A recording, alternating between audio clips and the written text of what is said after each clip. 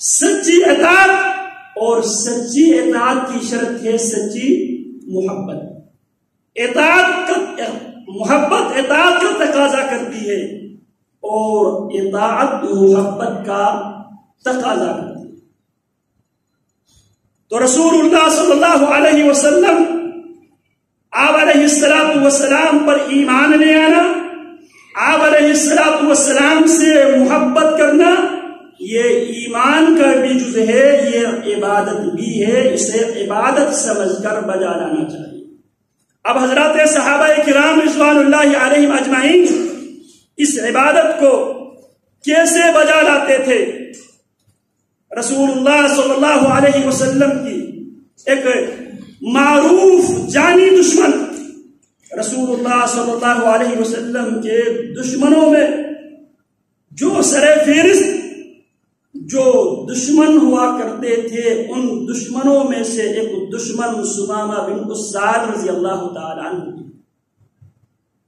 یہ خود کہتے ہیں ایمان و اسلام قبول کرنے سے پہلے دنیا کے تمام چہروں میں سے سب سے بدترین چہرہ مجھے آپ کا چہرہ لگتا تھا، دنیا کے تمام ادیان میں سے سب سے بدترین دین مجھے آپ کا دین لگتا تھا، دنیا کے بدترین شہروں میں سے مجھے سب سے بدترین شہر آپ کا شہر لگتا تھا۔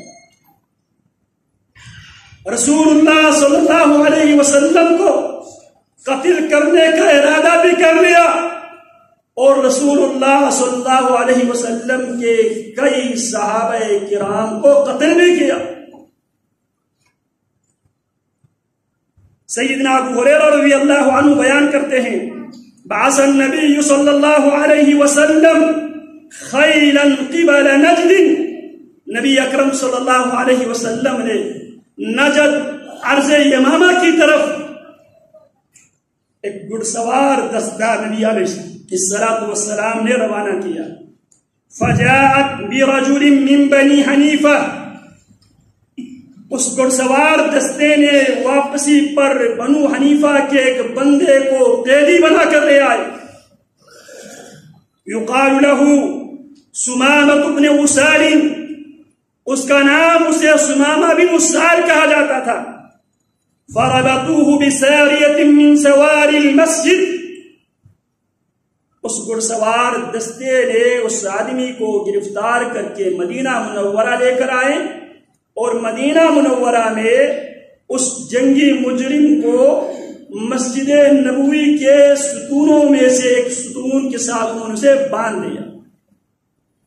فخرج الیہ النبی صلی اللہ علیہ وسلم، رسول اللہ صلی اللہ علیہ وسلم سمامہ بن اسال کے پاس پیارے پیغمبر تشریف لاتے ہیں، اور پیارے پیغمبر سمامہ جو سردار تھا اس سے پیارے پیغمبر سوال کرتے ہیں، ما عندک یا سمامہ، سمامہ تیرے پاس کہنے کے لیے کیا کچھ ہے؟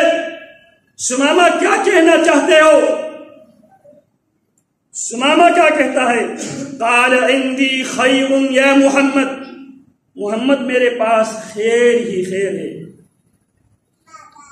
ان قتلتنی، اگر آپ مجھے قتل کر دے، ہو سکتا ہے آپ مجھے اپنے ساتھیوں کے قصاص کے طور پر مجھے قتل کر دے۔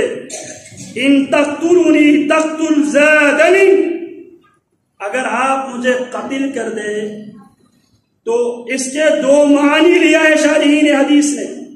ان قتلتنی، اگر آپ مجھے قتل کر دے، یا بعض روایت میں ان تقتل زادنی، اگر آپ مجھے قتل کرنا چاہتے ہو نا تو آپ میرے قتل میں حق بجانب ہیں، میں بھی آپ کے کئی ساتھیوں کا قاتل ہوں۔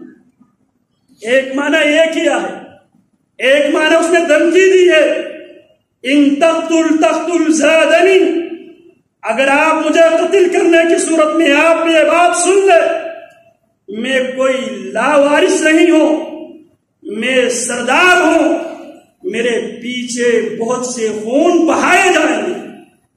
ان تقتل زادنی، وَإِن تُنْعِمْ عَلَى شَاكِرٍ، اگر آپ میرے اوپر احسان کرو گے نا، دو صورت بن سکتی ہے. ایک صورت یہ مجھے قتل کر دے. قتل کرنے کی صورت میں یاد رکھیں میں بھی سردار ہوں، میرے پیچھے بھی ہزاروں کے تعداد میں، سینکڑوں کے تعداد میں جان دینے والے، جان لینے والے لوگ. وَإِن تُنْعِمْ عَلَى شَاكِرٍ، اگر آپ مجھ پر احسان کرتے ہوئے مجھے اگر چھوڑ دے تو تُنْعِمْ عَلَى شَاكِرٍ، یہ کافر ہے، یہ کافر ہے.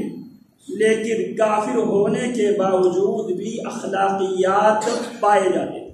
وَإِن تُنْعِمْ عَلَى شَاكِرٍ، اگر آپ میرے اوپر احسان کرو گے تو آپ ایک شکر گزار انسان پر احسان کرو. ہم سب سے زیادہ اپنے محسنوں کو سب سے زیادہ ہم تنگ کرتے. جو آدمی ہمارے کوئی کام آیا ہو، مصیبت میں، آزمائش میں، مشکل گھڑی میں، اگر کسی نے آپ کے ساتھ تعاون کیا ہو، آپ کے ساتھ مدد کیا ہو، آپ کے ساتھ تعاون کرتے ہوئے اگر آپ کو کچھ دیا ہو، تو سب سے زیادہ اس محسن کو ہم صدا دیں. ہم احسان فراموش لوگ ہیں. وہ کافر ہوتے ہوئے کیا کہتے ہیں؟ وَإِن تُنْعِمْ عَلَى شَاكِرٍ، اگر آپ انعام کرو گے تو ایک شکر گزار، ایک قدردان پر آپ احسان کرو گے. وَإِن كُنْتَ تُرِيدُ الْمَالَ فَسَلْ مِنْهُ مَا شِئْتَ، اگر آپ مال چاہتے ہو نا، آپ جتنا مال چاہو، جتنا چاہو مانگو، میں دینے کے لیے تیار. جتنا چاہو مجھ سے مانگو، میں دینے کے لیے تیار ہوں. یہ کوئی عام آدمی نہیں تھا،